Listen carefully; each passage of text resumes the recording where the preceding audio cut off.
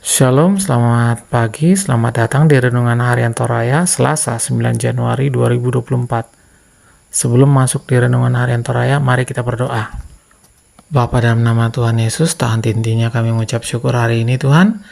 Kami diberikan umur panjang, kesehatan luar biasa. Hari ini kami akan baca firman-Mu, biarlah firman-Mu ini tetap tinggal di hati kami dan kami lakukan setiap hari di dalam nama Tuhan Yesus. Haleluya, amin. Pembacaan terdapat pada Kisah Para Rasul 22 ayat 2 sampai 16. Kisah Para Rasul 22. Paulus berbicara kepada orang Yahudi. Maka rebahlah aku ke tanah, dan aku mendengar suatu suara yang berkata kepadaku, Saulus, Saulus, mengapa engkau menganiaya aku? Jawabku, siapakah engkau, Tuhan?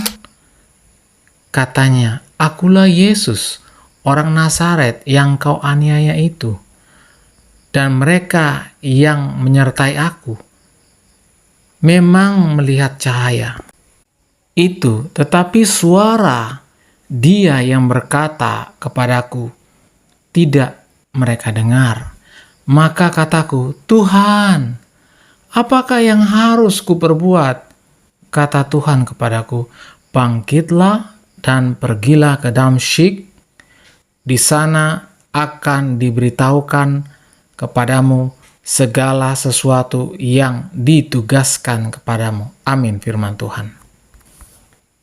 Tema pagi ini adalah ragu-ragu.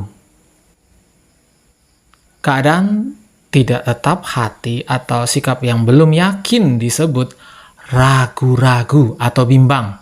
Manusia kerap kali meragukan beberapa hal dalam kehidupannya, antara lain masa depan, karir, keuangan, jodoh, kesehatan, dan lain-lain.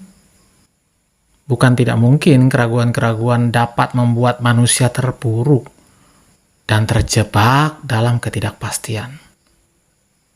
Pada saat Paulus bersaksi menggunakan bahasa Ibrani, orang Yahudi di Yerusalem berangsur menjadi tenang.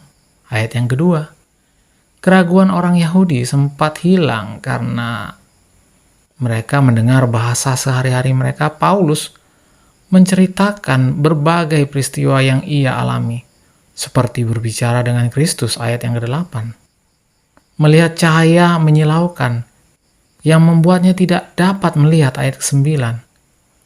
Dituntun dalam perjalanan ke Damsyik, dan berjumpa dengan Ananias, yang mencelikkan matanya. Bangsa Yahudi menolak keluar dari keraguan untuk percaya pada pemberitaan Paulus, ayat yang ke-22, dan berteriak untuk mengenyahkannya.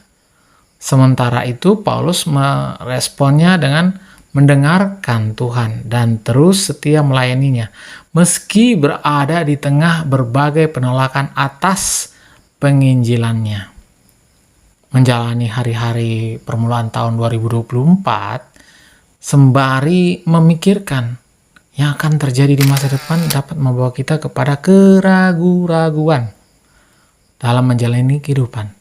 Berbagai ketidakpastian, hidup kerap terjebak kita dalam keraguan. Keir Otis berujar mengenai ketidakpastian.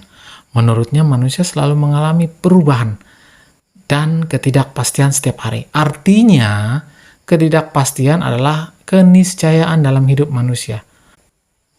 Terhadap itu, kita belajar dari bacaan hari ini. Ayat 16 berkata, bangunlah, berilah dirimu dibaptis, dan dosa-dosamu dengan berseru kepada nama Tuhan.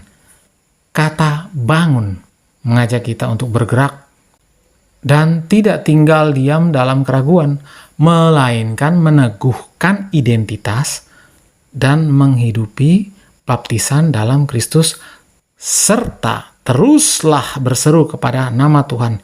Selamat hidup yakin dalam Tuhan.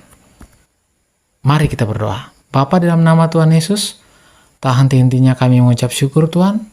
Hari ini kami sudah membaca firman-Mu.